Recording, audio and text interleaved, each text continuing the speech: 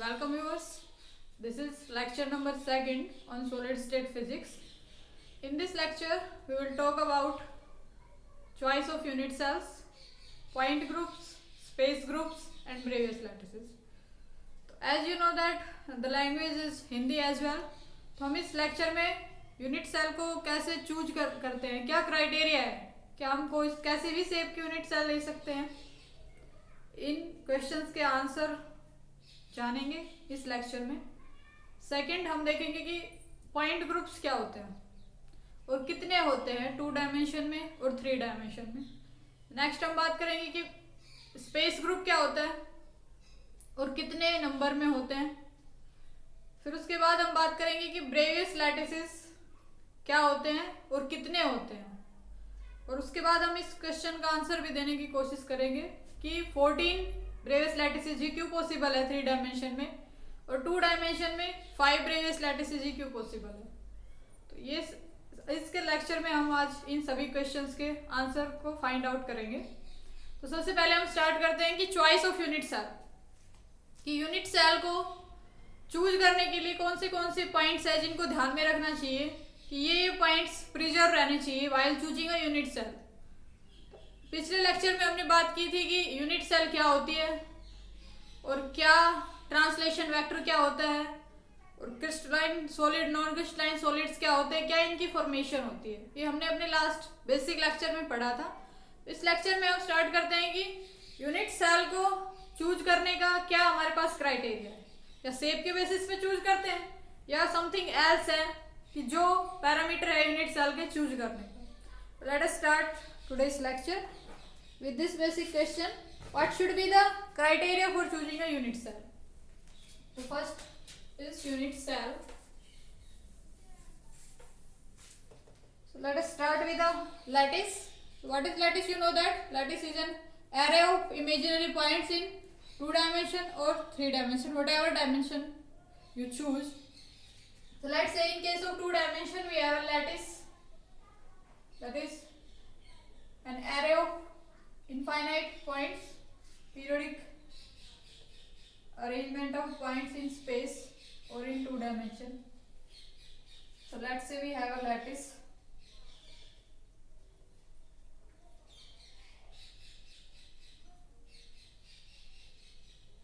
This is the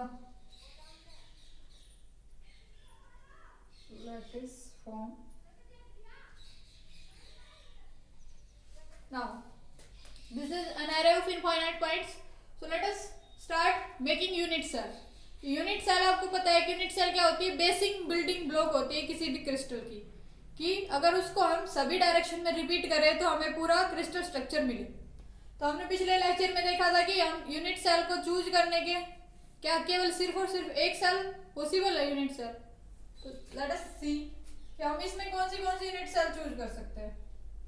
देखो इस तरह की एक यूनिट सेल, ये यूनिट सेल भी हम चूज कर सकते हैं. क्यों? क्योंकि ये पैटर्न यू कैन विजुअलाइज कि यही पैटर्न सारे इसमें लैटिस में रिपीट हो रहा है. तो ये यूनिट सेल हो सकती है, बिल्कुल हो सकती है. क्योंकि यूनिट सेल की डेफिनेशन क्या कहती है कि एक ऐसा पैटर्न, एक ऐसी यूनिट स्मॉलेस्ट जिसको अगर सभी डायरेक्शन में रिपीट करें तो पूरा लैटिस मिले. तो इसको अगर हम सभी डायरेक्शन में रिपीट करेंगे तो पूरा लैटिस प्रोड्यूस करेगी. तो this could be a unit cell. Next second कोई कहे कि नहीं, मैं तो ये वाला पैटर्न मेरे को दिख रहा है कि ये वाला पैटर्न रिपीट हो रहा है. नेक्स्ट समबडी सेज कि ये वाला पैटर्न रिपीट हो रहा है. This is the case of non primitive का 2 एटम्स है, एक इनसाइड भी है और इन सारों का कंट्रीब्यूशन एक है. तो ये नॉन प्रिमिटिव यूनिट सेल उसने ले ली अपनी. तो ये पैटर्न भी रिपीट हो रहा है. यू कैन इजीली विजुअलाइज कि इस पैटर्न को रिपीट करके भी हम अपना पूरा लैटिस कर सकते हैं, मिल सकता है पूरा लैटिस. तो ये भी यूनिट सेल हो सकती है. नेक्स्ट कोई इस तरह का यूनिट सेल चूज करना चाहे. Let me expand this quite मोर.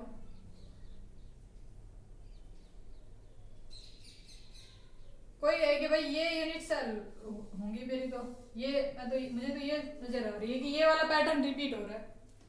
तो he is also right, because ये पैटर्न भी तो सारे डायमेंशन में रिपीट होके पूरा क्रिस्टल स्ट्रक्चर दे रहा है. तो यहाँ से क्या कंक्लूजन आया हमारे पास कि जो यूनिट सेल को चूज करने का जो पैरामीटर है वो यूनिक नहीं है, मतलब यूनिट सेल किसी भी लैटिस के लिए एक यूनिक नहीं है, कैसी भी शेप की हो सकती है। ठीक है, अगर हम शेप को क्राइटेरिया लें उसके चुनाव का यूनिट सेल का, तो कोई भी किसी भी शेप की यूनिट सेल हो सकती है। तो पहली बात हम इसके लिए कह सकते हैं कि choice of unit cell, choice is not unique, choice is not unique. Unit cell हम कोई सी भी ले सकते हैं, चॉइस इज नॉट यूनिक। फिर उसके बाद हम देखें कि टाइप कितने हैं यूनिट सेल की, कौन सी टाइप्स की ले सकते हैं। तो जैसे हमने जनरल उसके इफेक्टिव लैटिस पॉइंट्स के बेसिस पे देखा था, तो 2 टाइप्स की देखी थी। कौन सी primitive and non primitive. Primitive जिसमें इफेक्टिव कंट्रीब्यूशन लैटिस पॉइंट्स का 1 हो, और नॉन प्रिमिटिव जिसमें ग्रेटर देन 1 हो। तो उसके बाद है कि भाई हम यूनिट सेल का जो टाइप है, मतलब जो शेप है, उसके बेसिस पे हम टाइप्स को कैटेगराइज करना चाहें तो कितनी टाइप्स की यूनिट सेल्स हैं, तो हम क्या कैटेगराइज कर सकते हैं शेप के बेसिस पे यूनिट सेल को कर सकते हैं। लेट अस सी कि कर सकते हैं, नहीं कर सकते, क्योंकि इसकी shape is a parallelogram shape, this is a rectangular shape, this is a rhombus. तो अगर हम इस तरह शेप बनाने लगे तो कोई इस तरह की शेप भी कंस्ट्रक्ट कर सकता है, इस तरह की भी कंस्ट्रक्ट कर सकता है, स्क्वायर शेप भी कंस्ट्रक्ट कर सकता है। तो इसका मतलब क्या हुआ कि इनफाइनाइट शेप्स पॉसिबल है यूनिट सेल की। There are infinite shapes, infinite unit cells are possible, there are infinite cells are possible on the basis of shape। अगर हम शेप को बेसिस लें तो इनफाइनाइट यूनिट सेल्स पॉसिबल है, but हमारे पास infinite unit cell तो possible नहीं है। सिर्फ कितने यूनिट सेल पॉसिबल है, 4 टाइप्स के यूनिट सेल, 4 आई थिंक 4 ही है। लेट अस सी कि कौन सी यूनिट सेल्स पॉसिबल है, कौन सी यूनिट सेल्स पॉसिबल है। एक simple primitive unit cell, simple cubic, दूसरी बॉडी सेंटर्ड BCC, तीसरी एंड सेंटर्ड, चौथी है फेस सेंटर्ड FCC। 4 टाइप्स की यूनिट सेल्स ही पॉसिबल है, अलाउड है। बट अगर हम शेप को क्राइटेरिया लेंगे क्लासिफिकेशन का, तो infinite number of unit cells possible होनी चाहिए। इट मीन्स व्हाट कि shape is not the criteria for the classification of unit cells. So next question should arise in your mind, then what is the criteria for choosing a unit cell. Unit cell को choose करने का कौन सा criteria है। तो let us introduce you with a new concept. Next write the question, what is the criteria for what is the criteria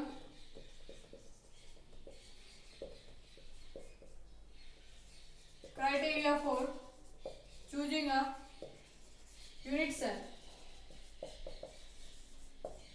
क्योंकि shape तो हो नहीं सकती क्राइटेरिया, क्योंकि शेप के बेसिस पे हमने देखा कि infinite number of unit cells possible है। तो क्या क्राइटेरिया है यूनिट सेल के को चूज करने का। तो एक नई टर्म आती है symmetry, we will introduce this term symmetry. तो जो यूनिट सेल को चूज करने का क्राइटेरिया है, जिस बेसिस पे हमने यूनिट सेल कैटेगराइज कर रखी है, वो है सिमेट्री। सिमेट्री के बेसिस पे यूनिट सेल को कैटेगराइज कर रखा है वेरियस टाइप्स में। तो सिमेट्री हमारा वो पैरामीटर है जिसके बेसिस पे हमने इसको कैटेगराइज कर रखा है। तो हमने देखा कि भाई यूनिट सेल की जो चॉइस में है कि उसमें पहली चॉइस हम क्या देखें कि चॉइस क्या है, भाई यूनिक नहीं है, कोई भी शेप हो सकती है। ठीक है, सेकंड हमने क्या देखा कि हम लेंगे as small as possible unit cell हमने लेनी है, एज स्मॉल एज पॉसिबल। ठीक है, नेक्स्ट हमने क्या देखा कि भाई जो सेल हमने ली है यूनिट सेल, वो जनरली जिसकी उसकी शेप होती है 2 डायमेंशन में होती है पैरेललोग्राम। तो जो शेप होती है shape of unit cell, shape of cell in 2D is generally parallelogram। ठीक है, this question I'm just coming to this question। shape of cell in 2D is parallelogram and shape of shell in 3D, shape of shell in 3D is generally parallelopiped.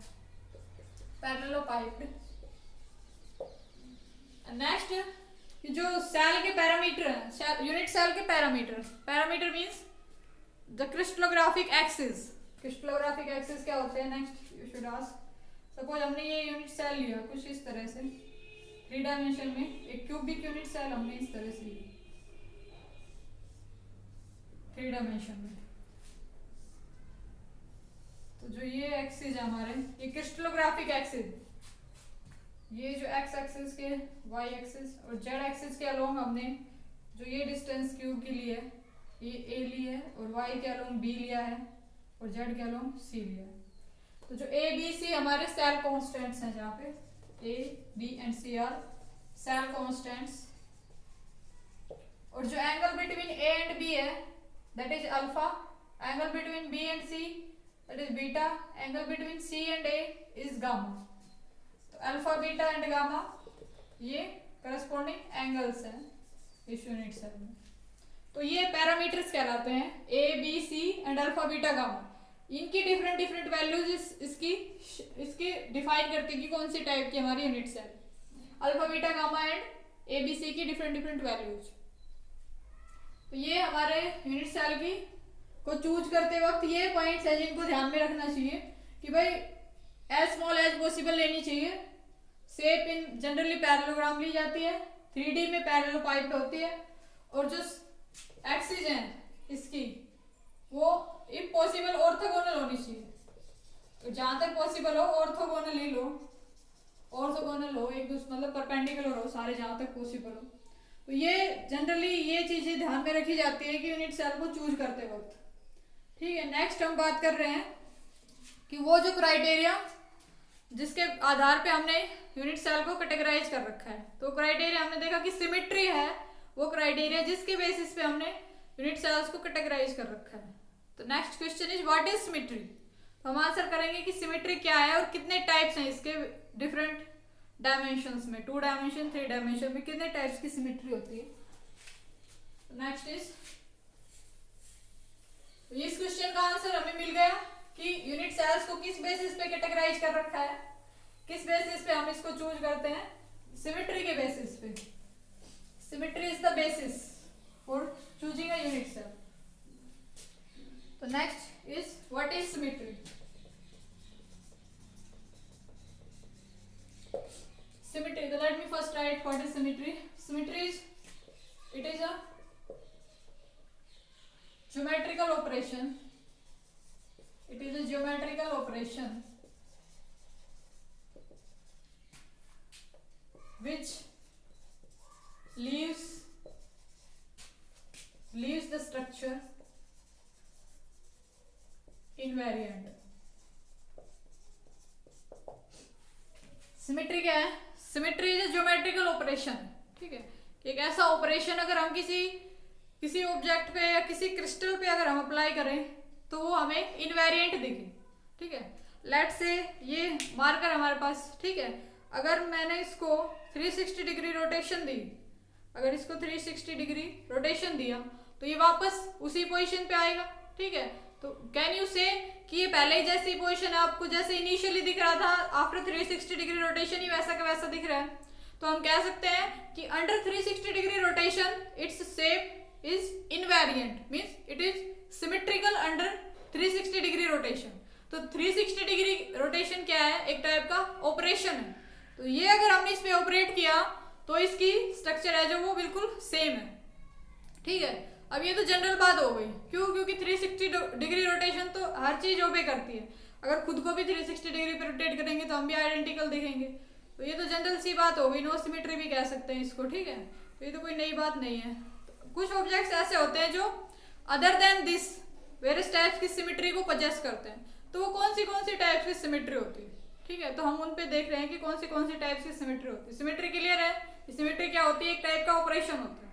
ठीक है, अब इसके कितने types होते हैं? तो सिमेट्री जनरल 3 बेसिस पे इसको कैटेगराइज कर रखा है कि translation symmetry, next is point groups of symmetry,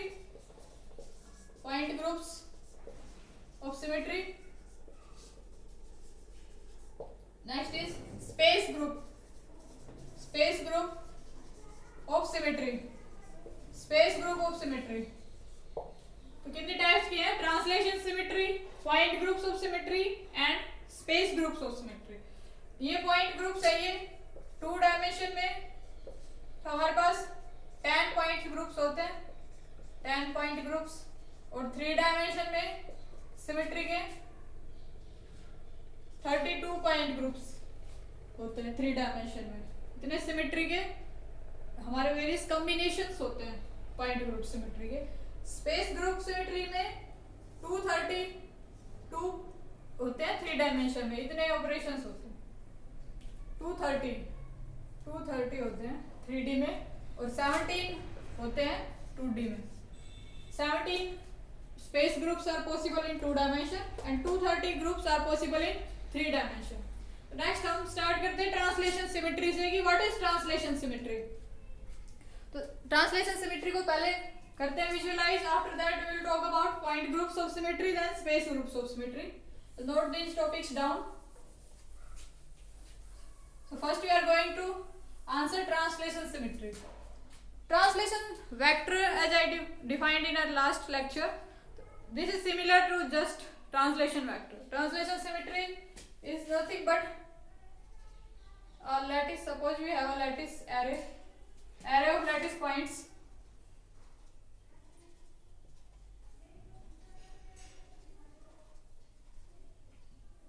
And suppose these are the crystallographic axes A and B, and suppose we are here at R distance, we are here at R. If I reached here another point, let's say this is the point P and this is point P dash, and next time I reach here after applying a operation, this is T. T is a translation operation. T is there. T is a translation operation. तो अगर R point पे ये हमारा lettuce point है और अगर हमने इस पे T ऑपरेशन लगाया है कोई भी यानी आर्बिट्रेरी, तो हम इस P पॉइंट पे पहुंच गए. ठीक है.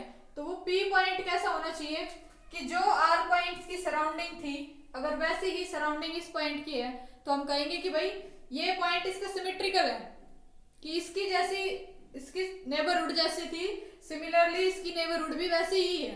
तो हम कह सकते हैं कि भाई जो नया इसमें जो ट्रांसफॉर्मेशन किया वो सिमेट्रिकल है, क्योंकि हमें कुछ लगा ही नहीं, कुछ नया चेंज हुआ है. ठीक है. कि सपोज जैसे कि सोसाइटीज में बिल्डिंग्स होती हैं, है ना, सारे जो उसमें घर बने होते हैं सारे आइडेंटिकल शेप के होते हैं.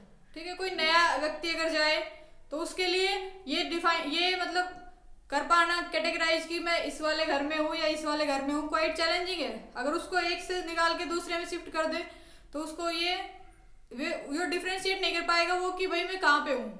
क्यों? क्योंकि वो सारे सिमेट्रिकल हैं. ठीक है. और उसको ट्रांसलेट किया है तो सिमेट्रिकल मीन्स कि उसको कुछ लगे नहीं कि कुछ नया है उसके अराउंड. तो इट मीन्स सिमेट्री प्रिजर्व है कि वो जैसे जैसे वहां पे था वैसा कि वैसा दूसरी लोकेशन पे. तो ठीक इस केस में भी ऐसे ही होता है. सपोज आप किसी R पॉइंट पे थे और आपने T ऑपरेशन लगा के किसी R डैश पॉइंट पे पहुंच गए, तो वो R डैश पॉइंट अगर इसके आइडेंटिकल सराउंडिंग है इसकी भी और उसकी भी, तो हम कहेंगे कि ये जो सिस्टम है हमारा ट्रांसलेशन सिमेट्री पजेस करता है. ठीक है. और जो ये ट्रांसलेशन सिमेट्री है ये लैटिस की इनहेरेंट प्रॉपर्टी है. हर लैटिस ये जो ट्रांसलेशन सिमेट्री है इसको ओबे करता है. हर लैटिस में ये ट्रांसलेशन सिमेट्री होती ही होती है. फंडामेंटल सिमेट्री है translation symmetry. Clear. Next we will talk about second type of symmetry थी पॉइंट ग्रुप्स ऑफ सिमेट्री. ठीक है. नेक्स्ट हम बात करेंगे point groups of symmetry. Next is second symmetry is point groups. इसमें जनरली हमारे पास 3 टाइप्स के सिमेट्री ऑपरेशंस होते हैं. Rotation symmetry, reflection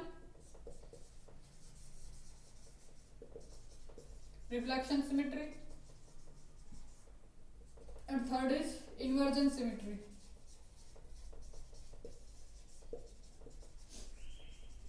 inversion symmetry. So first is, what is point groups of symmetry? Let us first answer what is point groups of symmetry. So point groups are group of symmetry operations. These are groups of symmetry operation about a point which leaves the structure invariant. Point groups क्या है? ऐसे symmetry के set है. Symmetry operation एक single नहीं है, क्योंकि translation symmetry सिर्फ एक सिमेट्री था, इसलिए हमने सिर्फ ट्रांसलेशन सिमेट्री. पॉइंट ग्रुप्स मतलब पूरा सिमेट्रीज का ग्रुप है हमारे पास. इसके अंडर 3 टाइप्स के सिमेट्री ऑपरेशंस हैं. तो ये पूरा एक सिमेट्री का ग्रुप है जिसमें rotation, reflection and inversion 3 types की सिमेट्री है. तो इसमें क्या है कि भाई ये ऐसा ग्रुप ऑफ सिमेट्री ऑपरेशन है किसी पॉइंट के अबाउट. ठीक है, किसी लैटिस पॉइंट के अबाउट, कि जब अगर हम उसके अबाउट अगर रोटेशन ऑपरेशन लगाएं तो कुछ रोटेशन देने के बाद सिस्टम हमें वैसा आइडेंटिकल दिखे, तो हम कहेंगे कि इसकी रोटेशन सिमेट्री प्रिजर्व है, इसमें है रोटेशन सिमेट्री. अगर रिफ्लेक्ट कर दे, रिफ्लेक्शन हम देखेंगे step by step what is reflection and what is inversion symmetry. Point group symmetry is clear. Next we are going to talk about the rotation symmetry. तो rotation symmetry क्या होती है? So let me first erase this rotation symmetry. Rotation symmetry is a operation angular which it is a operation through an angle. It is a operation on a structure such that it remains invariant about an axis of rotation.